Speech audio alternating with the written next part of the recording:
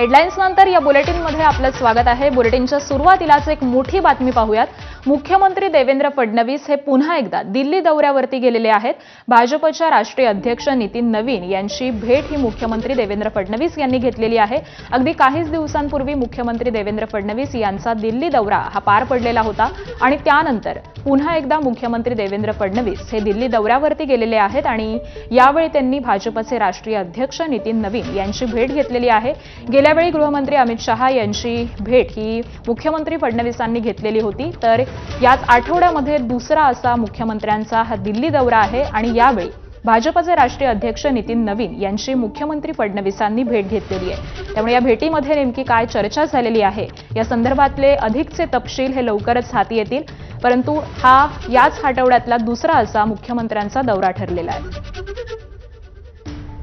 आणि याच संदर्भातले अपडेट जाणून घेऊयात। आमचे प्रतिनिधी अभिषेक मुठाळ सध्या आपल्या सोबत आहेत। अभिषेक, एकाच आठवड्यामध्ये दुसरा दौरा आहे फडणवीसांचा, नेमकं या भेटीमागचं प्रयोजन काय आहे?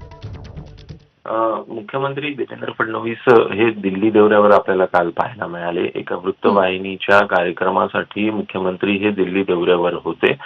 एकूणच या दौऱ्यादरम्यान मुख्यमंत्र्यांनी राष्ट्रीय अध्यक्ष नितीन नवीन यांची दिल्लीतल्या निवासस्थानी भेट घेतली।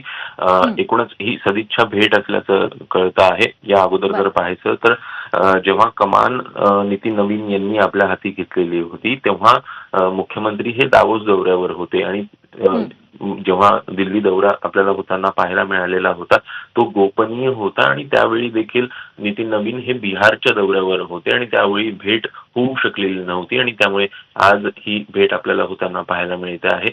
एकूणच सदिच्छा भेट असल्याचं कळतं आहे, पहिलीच भेट होती आणि त्या अनुषंगानं आज मुख्यमंत्री हे काल दिल्ली दौऱ्यावर असल्यानं त्यांची भेट झाली।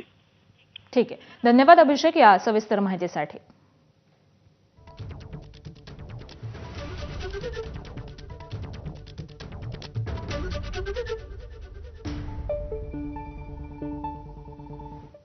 आणि यानंतर बुलेटिनमध्ये बातम्यांचा वेगवान पद्धतीने आढावा घेऊयात मॉर्निंग प्राईम टाइम मधून।